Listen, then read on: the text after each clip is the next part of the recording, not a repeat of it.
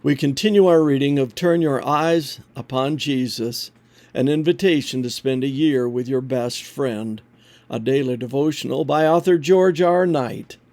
Today's reading, April 7, Facing the Truth.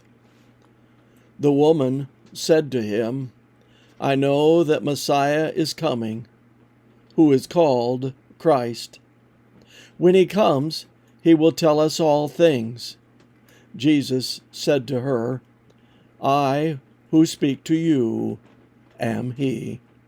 John 4:25 and 26.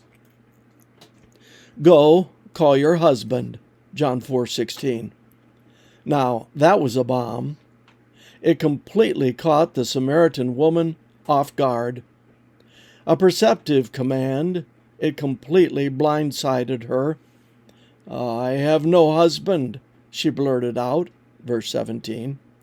Jesus agreed with that, pointing out that she had had 5 husbands and was currently shacked up with a man she wasn't married to, verse 18. That hurt. It may have been the truth, but it was uncomfortable. The best thing to do from her perspective was to change the topic to something more neutral.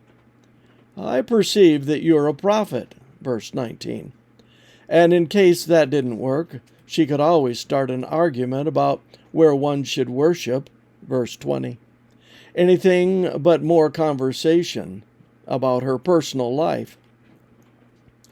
Here we are not much different from that Samaritan woman. We will do anything to escape dealing with our cherished shortcomings and sins. As soon as a possible revelation of them comes up, we immediately seek an escape route, and any old one will do. The main thing is to put distance between ourselves and our conscience. Change the subject, argue, attack, flee. It doesn't matter.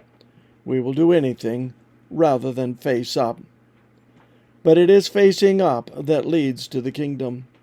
When Jesus confronted her in his gentle way, she might try to play escape games, but her whole sordid situation was now in the open. Christ's revelation forced her to come to grips with the total inadequacy of her life. Here is an important spiritual dynamic. We never truly see ourselves until we are in the presence of Christ, until we see who we are in relation to God. Then, and only then, do we feel a need for Him and cry out for the living water that will truly satisfy. Verse 15.